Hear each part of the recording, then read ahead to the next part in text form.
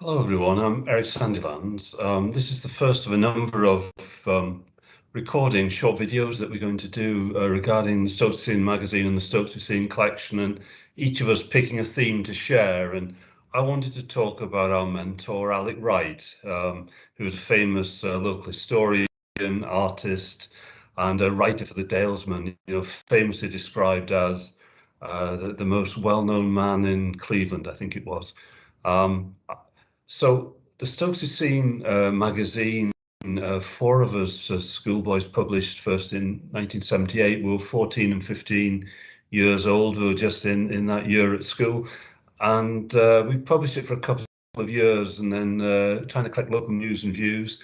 And we used the school cassette machine, which was really crucial to our printing, but really important to us was Alec Wright, who gave us credibility, he gave us confidence, he opened up his network, and other people wrote for us. He wrote for us himself, and he was a fairly sought after writer, and he donated some artwork, such as the cover you may see there. And yeah, I mean, Studio Print, one of his contacts, tried to print it for us in glossy cover and everything else. So he was instrumental for us all, really. A couple of the pieces Alec wrote are fascinating, really, very detailed and really evocative of life at that time. I remember one on really the music scene, really, the performances put on at the town hall in the 1890s. Alec describes it as kind of do-it-yourself entertainment, a slightly worthy element, trying to keep people out of the pubs, but fascinating song choices and who sang.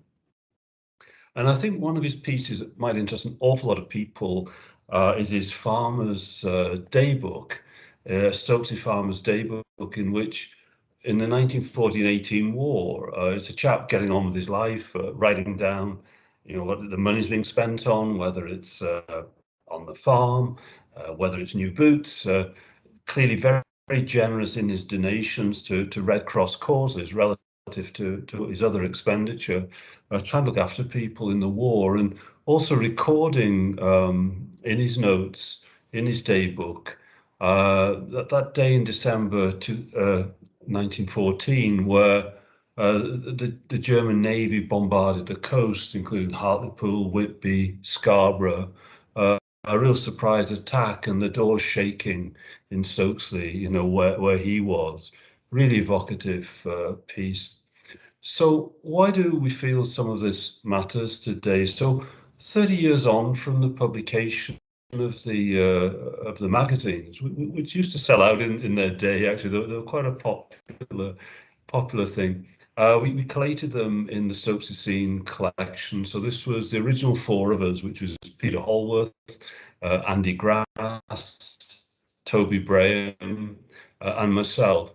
And we sort of augmented, expanded, covered some of the stories we'd have liked to have covered, and also brought things up to date, including a tribute to Alec Wright, who, sadly died in 1981. Really not long after he'd been such a help to all of us.